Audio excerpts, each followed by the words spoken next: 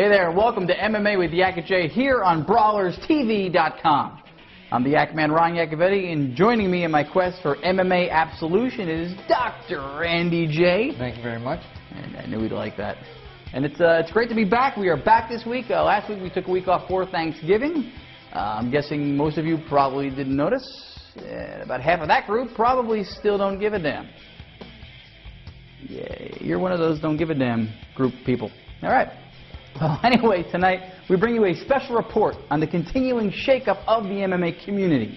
Kind of like a violent cage snow globe, where things have become extremely unstable. Yes, they have, Ron. In an environment of constant changing happening, if it happened in any other sport, well, fans would lose their mind. I mean, just imagine if the NFL and the UFC were exactly alike. All right? And Dana says they will be one day. Imagine if you're a Kansas City Chiefs fan and they kept losing. And I wonder how the team that just so happens to suck this year ended up being in the script. Anyway, so your team loses like 4 games in a row or 6 or whatever. And then suddenly you put on the NFL Network and they announce that the league has released your team from their contracts, and that's that. No more Chiefs, no more Raiders, no more Cowboys, or whomever.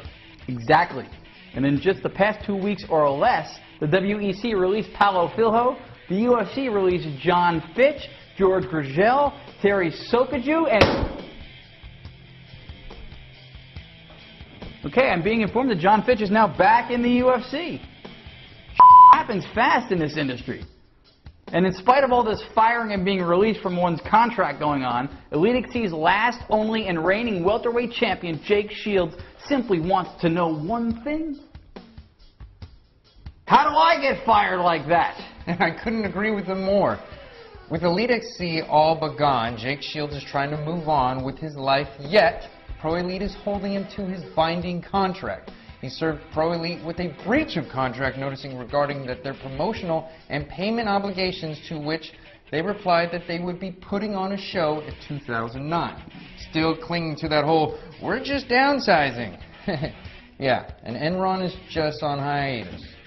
And not to mention the additional Elite XC fallout with Eddie Alvarez preparing to fight for Bellator Fighting Championships, as well as what MMA Junkie is now reporting, that despite a recent 1-year suspension handed down by the California State Athletic Commission to Antonio Bigfoot Silva with his 11-1 record, he's going to be fighting at World Victory Road's January 4th Sengoku event against Yoshihiro Nakao, who comes in at 7-1.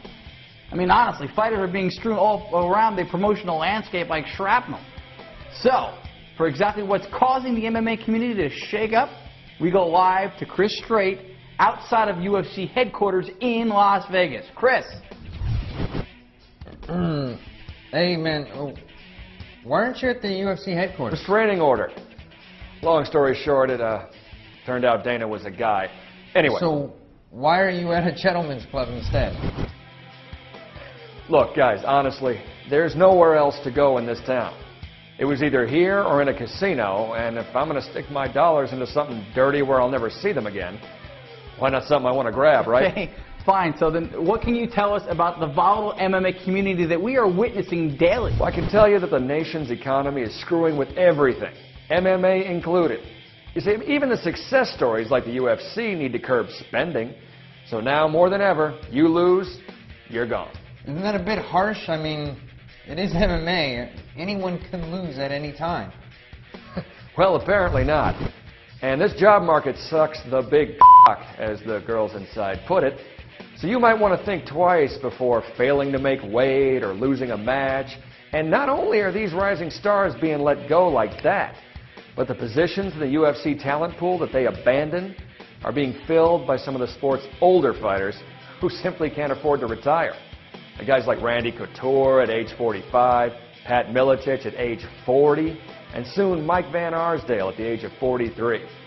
Now, would these guys rather be sailing the high seas, playing shuffleboard on a Carnival cruise line? Of course.